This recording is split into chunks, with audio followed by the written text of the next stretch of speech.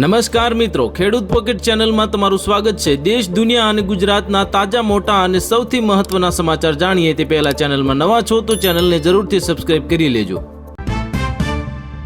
યુદ્ધ વચ્ચે કેન્દ્ર સરકારનો મહત્વપૂર્ણ નિર્ણય, ખાતર કંપનીઓને મોટી રાહત, 40 પેટ્રોકેમિકલ અંગે પણ છૂટ આપવામાં આવી। સાળંગપુર હનુમાન જયંતિ નિમિત્તે કૃતજ્ઞતા મહામહોત્સવની ઉજવણી કરવામાં આવી। દાદાએ ધારણ કર્યા 8 કિલો સોનાના વાઘા। મિલકતોના સોદામાં 30 દિવસનો નોટિસ પીરિયડ રદ। હવે ગુજરાતમાં જમીન મહેસૂલ એક્ટની કલમ 135D માં સુધારો કરવામાં આવ્યો। જુનિયર ક્લાર્કના પેપર કૌભાંડના આરોપીને ભાજપે યુવા મોરચા પ્રમુખનો હોદ્દો આપ્યો। એટીએસે કરી હતી ધરપકડ। 2 લાખથી વધુ ઉમેદવારોને ઝટકો લાગ્યો। સ્થાનિક સ્વરાજ્યની ચૂંટણીને કારણે ટાટની પરીક્ષા પાછી ઠેલવવામાં આવી। નવસારી વાંસદા તાલુકામાં વહેલી સવારે ભૂકંપનો આંચકો અનુભવાયો। રિક્ટર સ્કેલ પર 3.4ની તીવ્રતા અનુભવવામાં આવી। મધ્ય પૂર્વ સંકટ પર પ્રધાનમંત્રી મોદીની અધ્યક્ષતામાં બીજી CCS બેઠક। કહ્યું કે જનતા પર યુદ્ધની અસર ન પડવી જોઈએ। સરકારી તિજોરીની ટેક્સના રૂપિયાથી છલકાય। માર્ચ મહિનાના રેકોર્ડ બ્રેક GST કલેક્શન। ગુજરાતમાં 10%નો ઉછાળો જોવા મળ્યો।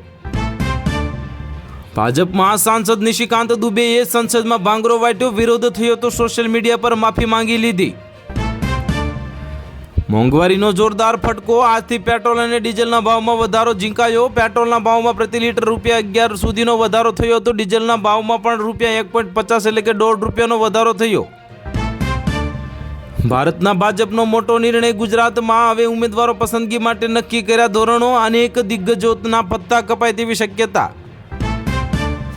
સરકારનો મોટો નિર્ણય। સોના, ચાંદી અને પ્લેટિનમ જ્વેલરીની આયાત પર તાત્કાલિક પ્રતિબંધ લગાવવામાં આવ્યો। પોલીસ સ્ટેશનમાં અધિકારીઓ સાથે ઘર્ષણ। આમ આદમી પાર્ટીના પ્રદેશ પ્રમુખ ઈશુદાન ગઢવીની અટકાયત કરવામાં આવી। ચૂંટણી પહેલા માહોલ ગરમાયો। માલદીવ સાથેના વિવાદ વચ્ચે ભારતે બતાવ્યું મોટું દિલ। મુશ્કેલીના સમયે માલદીવ માટે ખોલ્યો મદદનો ખજાનો।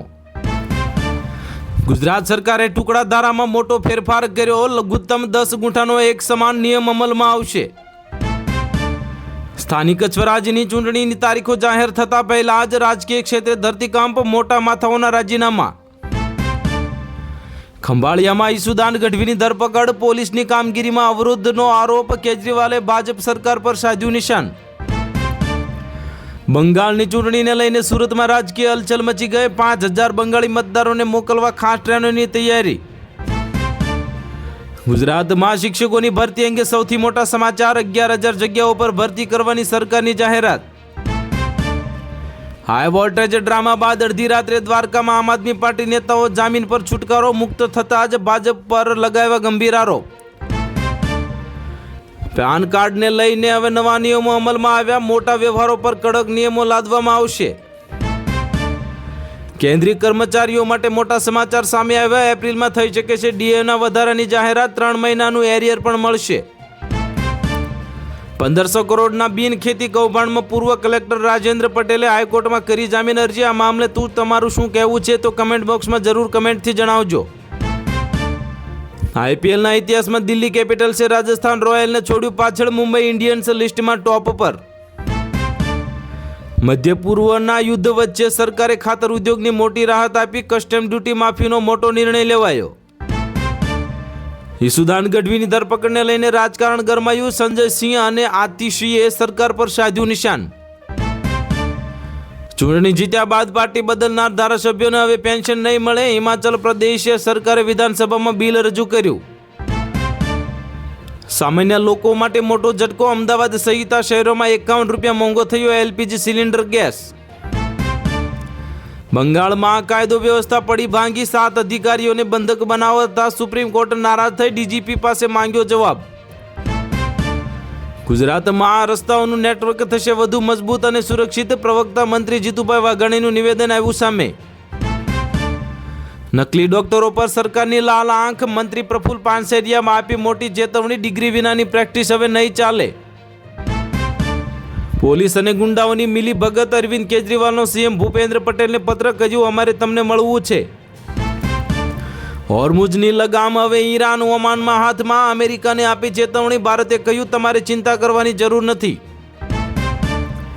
આમ આદમી પાર્ટીએ હવે રાઘવ ચડ્ડાને રાજ્યસભાના ડેપ્યુટી લીડર પરથી હટાવ્યા, અશોક મિત્તલને સોંપી નવી જવાબદારી. લખનૌ સુપર જાયન્ટ્સની શરમજનક હાર બાદ કેપ્ટન રિષભ પંતનું મોટું નિવેદન, બેટ્સમેનો પર ઉતાર્યો ગુસ્સો. 48 કલાકમાં રાજ્યમાં ભારે પવન સાથે વરસાદની સંભાવના, આંબાલાલ પટેલની આગાહી આવી સામે. મમતા બેનર્જીના ગઢમાં અમિત શાહે કહ્યું કે આ વખતે દીદીની વિદાય નક્કી છે, હું બોરિયા બિસ્તરા સાથે જ 15 દિવસ અહીં જ છું.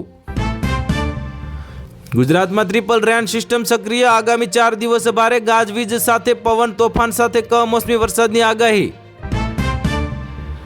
ગુજરાતમાં ભર ઉનાળે ચોમાસું 12 એપ્રિલ સુધી, હવે માવઠાની આગાહી, સૌરાષ્ટ્ર કચ્છમાં કરા પડવાની શક્યતા. લખી રાખજો હવે આ તારીખો, મે મહિનાના કાળી આંધી સાથે વાવાઝોડું ત્રાટકશે, આંબાલાલે ગુજરાતના ખેડૂતોની ઊંઘ હરામ. રાજકોટ ભાજપ સેન્સ પ્રક્રિયા નિરીક્ષકો સાથે કમલેશ મરાણીની મુલાકાતથી રાજકારણ ગરમાયું. ગુજરાત રાજકારણમાં ગરમાવો, 160 થી વધુ આમ આદમી પાર્ટી કાર્યકરોની ધરપકડ સામે અરવિંદ કેજરીવાલે મુખ્યમંત્રીને લખ્યો પત્ર. સુરતમાં આજથી પ્લાસ્ટિક એક્ઝિબિશનનો પ્રારંભ, ધોરાજીના ઉદ્યોગપતિઓ મુલાકાતે જવા રવાના થયા. પશ્ચિમ એશિયામાંથી ચાલી રહેલા યુદ્ધ વચ્ચે મોટી રાહત, સરકારે પેટ્રોકેમિકલ ઉત્પાદનોને ડ્યુટીમાંથી મુક્ત કર્યા. ઈરાન યુદ્ધના ઓથા હેઠળ હવે સરહદ પાર કોઈ પણ હરકત કરીને તો ખેર નથી, હવે પાકિસ્તાનને રાજનાથસિંહની લાલાંક. સાળંગપુરમાં કષ્ટભંજન દેવને 8 કિલો શુદ્ધ સોનામાંથી તૈયાર કરેલા કલાત્મક વાઘાથી કરાયો દિવ્ય શણગાર, 151 કિલોની કેકનો ધરાવાયો પ્રસાદ. મરચાના ભાવમાં 150 થી 400 રૂપિયા સુધી અને હળદર, દાણા તથા જીરુમાં ભાવ વધારો સાંભળી ગૃહિણીઓ મૂંઝાઈ ગઈ. હવે ટોલ પ્લાઝા પર રોકડ નહીં ચાલે, 72 કલાકમાં પેમેન્ટ નહીં કરો તો દંડ બમણો થઈ જશે. યુપીઆઈએ ફરી તોડ્યો નવો રેકોર્ડ, માર્ચમાં 22.64 અબજ ટ્રાન્ઝેક્શન, ડિજિટલ પેમેન્ટમાં જોરદાર ઉછાળો જોવા મળ્યો. પેટ્રોલ ડીઝલ બાદ હવે મોંઘવારીનો ડબલ ડોઝ, સાબુ, વોશિંગ સોડા અને ખાદ્ય તેલના ભાવમાં તોતિંગ વધારો ઝીંકાયો. સુરતમાં નકલી પનીરનો કાળો કારોબાર, લેબ રિપોર્ટમાં ચોંકાવનારો ખુલાસો, પામ ઓઇલના ભેળવાતું હોવાનું આવ્યું સામે. જૂનાગઢમાં આંદોલનનું રણશીંગું ફૂંકાયું, લોકો રસ્તા પર આવ્યા અને તંત્રએ રસ્તો બનાવી દેવાની ખાતરી આપી. અમદાવાદમાં સોશિયલ મીડિયાના માધ્યમથી ઠગાઈનો કિસ્સો આવ્યો સામે, મહિલા પાસેથી ઠગબાજે 40 લાખ રૂપિયા પડાવી લીધા. ગુજરાતમાં મિલકત વેચાણના નિયમોમાં રાહતરૂપ ફેરફાર, 30 દિવસની નોટિસમાંથી મુક્તિ સાથે એક જ દિવસે દસ્તાવેજ મંજૂર થઈ શકશે. મહાનગરપાલિકાના અધિકારીઓ સામેની ઇન્કવાયરી પૂર્ણ કરી રિપોર્ટ રજૂ કરવા ગુજરાત હાઈકોર્ટનો આદેશ આપવામાં આવ્યો. સાળંગપુર ધામમાં હનુમાન જયંતીની ભવ્યતા, 1 લાખ બલૂન ડ્રોપિંગ સાથે કિંગ ઓફ સાળંગપુરનો જન્મોત્સવ ઉજવવામાં આવ્યો. મોરારી બાપુની ઉપસ્થિતિમાં હનુમાન જયંતીનો મહોત્સવ સંપન્ન, શાબાના આઝમી સહિત 13 મહાનુભાવોની સન્માનિત કરવામાં આવ્યા. તો હાલ માટે આટલું જ, મળીશું નવી અપડેટ સાથે. જો તમને વિડીયો પસંદ આવતા હોય તો વિડીયોને કરી દેજો લાઈક અને ચેનલમાં નવા હોય તો ચેનલને કરી દેજો સબસ્ક્રાઈબ.